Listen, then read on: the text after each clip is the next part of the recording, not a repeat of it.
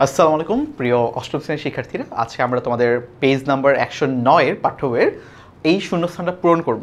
তো তোমাদের সামনেই ষান্মাসিক মূল্যায়ন পরীক্ষা উৎসব হচ্ছে অ্যাকচুয়ালি, আর তোমাদের ম্যাথ পরীক্ষা কিন্তু কিছুদিনের মধ্যেই। তো এই ম্যাথ পরীক্ষায় কিন্তু তোমাদের এই ধরনের চতুর্ভুজ, সামান্তরিক, বর্গ, রম্বস বলো, আমি তোমাদের কিন্তু অনেক ধরনের কীভাবে ত্রিভুজ আঁকতে হয়, কীভাবে চতুর্ভুজ আঁকতে হয় আঁকা কিন্তু আমি শিখিয়েছি। এগুলো কিন্তু খুবই ইম্পর্টেন্ট তোমাদের পরীক্ষার জন্য।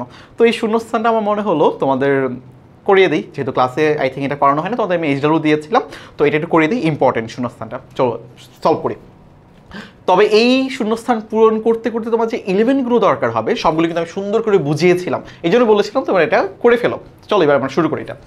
আচ্ছা দেখো কি বলা হয়েছে, যে নিচে প্রদত্ত আকৃতি নামগুলো ব্যবহার করে শূন্যস্থান পূরণ করো। তো তোমাকে কিছু আকৃতি দেওয়া আছে, আয়ত দেওয়া আছে, ট্রাপিজিয়াম দেওয়া আছে, বর্গ দেওয়া আছে, সামান্তরিক, রম্বস এবং চতুর্ভুজ দেওয়া আছে, এবং প্রতিটা কিভাবে আঁকতে হয়, প্রতিটা মানে কি, কোনটাকে আমি তার ব্যাখ্যা দিয়ে আমি কীভাবে বুঝতে পারবো, কি বোঝানো হচ্ছে, সবগুলো কিন্তু আমি তোমাদের পড়িয়েছি।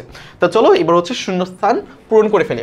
কি বলা আছে এখানে দেখো, চারটি বাহু দ্বারা সীমাবদ্ধ আকৃতি কি বলে? খুব ইজি জিনিস তাই না, চতুর্ভুজ বলে। আর তিনটি ত্রিভুজ বলে, ওকে। আর পাঁচটা পঞ্চভুজ বলে। এগুলো কিন্তু আমি তোমাদের একটা ফর্মুলাও শিখিয়েছিলাম তাই না, কীভাবে আমরা কোণ বের করব। আচ্ছা এটাকে কি বলা হয়? চতুর্ভুজ বলা হয়, ওকে। তারপর বলা হলো যে চতুর্ভুজের একজোড়া বিপরীত বাহু সমান্তরাল তাকে কি বলা হয়?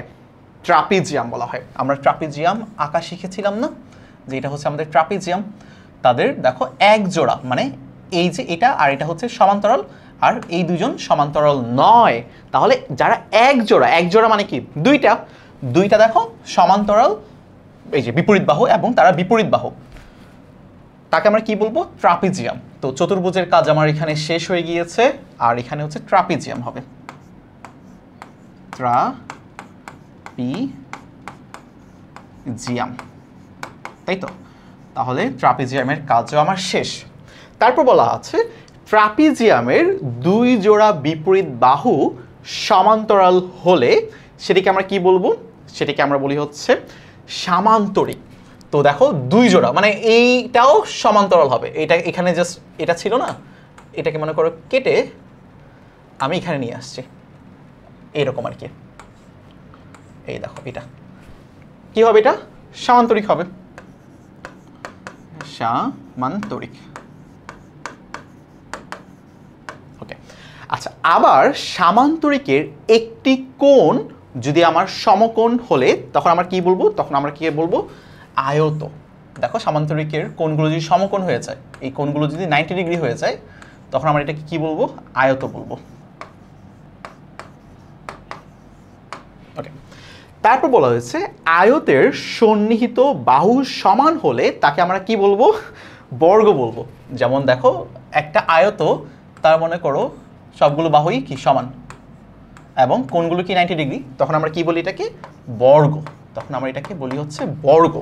আচ্ছা অন্যদিকে সন্নিহিত বাহু সমান হলে সেটিকে আমরা কি বলি? রম্বস বলি। কার সন্নিহিত বাহু সমান হলে আমরা রম্বস বলি? সামান্তরিকের, যার জন্য কি দরকার নেই, আমার কোণগুলো 90 ডিগ্রি হওয়ার কোনো প্রয়োজন নেই। তার মানে সামান্তরিক আমার আসলে দুইবার চলে আসছে। আচ্ছা সামান্তরিক, সামান্তরিক, তাই তো, ওকে। সামান্তরিক দেখতে তো এইরকম ছিল। এখন এটাকে যদি আমি এই দাগটাকে যদি এই পাশে নিয়ে আসি, মানে সবগুলো বাহু যদি আমি সমান করে ফেলি, তাহলে কিন্তু আমি রম্বস পেয়ে যাচ্ছে। সামান্তরিক কি ছিল? সামান্তরিক ছিল বিপরীত বাহুগুলো আমার সমান এবং সমান্তরাল।